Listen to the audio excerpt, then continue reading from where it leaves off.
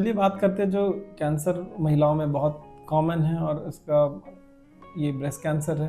Breast cancer और cervical cancer है। तो चलिए पहले ब्रेस्ट कैंसर की बात करते हैं। तो लोग पूछते हैं कि ब्रेस्ट कैंसर किस उम्र में, पहला क्वेश्चन है कि किस उम्र में हो सकता है।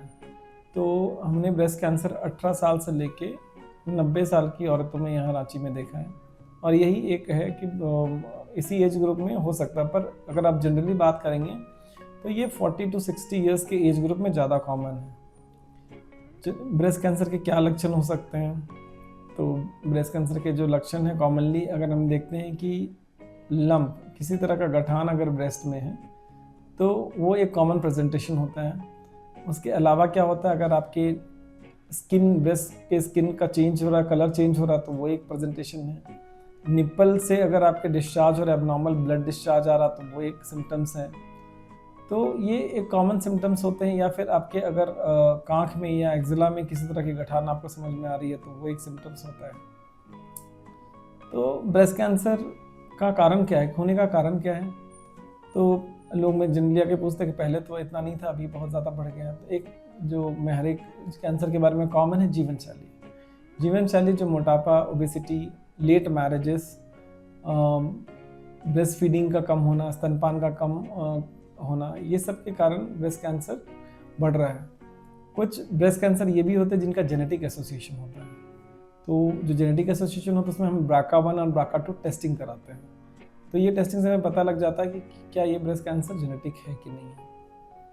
तो इसके अलावा अगर हम देखें तो ब्रेस्ट कैंसर का इलाज में जो होता है वो chemotherapy, target therapy, hormone therapy, radiation therapy और इम्यूनोथेरेपी यूज़ कर सकते हैं। अब इसको किस सीक्वेंस में यूज़ करना है ये हम स्टेज के ऊपर हमें पता लगता है कि कौन सा पेशेंट कौन से स्टेज में हमारे पास आ रहा है, किस तरह का उनका ट्यूमर बायोलॉजी है। ये नहीं कि हमें गठान है तो सीधे ऑपरेट कर देना, किस तरह का ट्यूमर बायोलॉजी है। कुछ एक कैंसर होते हैं जिनमें इम्यूनोथेरेपी का रोल है, कुछ एक कैंसर होते हैं जिनमें कीमोथेरेपी का रोल है, कुछ एक अगर लोग पूछते हैं कि मेरे स्टेज में कीमोथेरेपी, टारगेट थेरेपी या फिर कीमोथेरेपी, रेडिएशन और सर्जरी में क्या हो सकता है। तो जनरली अगर हम देखते हैं ब्रेस्ट कैंसर में तो जिस हिसाब से हमें स्टेज दिखता है, तो अगर 100 में से मैं बात करूँ तो 95 लोग को तीनों का ज़रूरत पड़ता है। आपको कीमोथेरेपी, सर्जरी और रेडिएशन का ज़रूरत पड़ता है। तो इसमें ठीक होने का क्या संभावना है? तो अगर कोई भी ब्रेस्ट कैंसर, अभी तो दवाई के एडवांसमेंट के साथ इवन स्टेज 4 ब्रेस्ट कैंसर को हम ठीक कर सकते हैं, डिपेंडिंग ऑन ट्यूमर बायोलॉजी क्या है।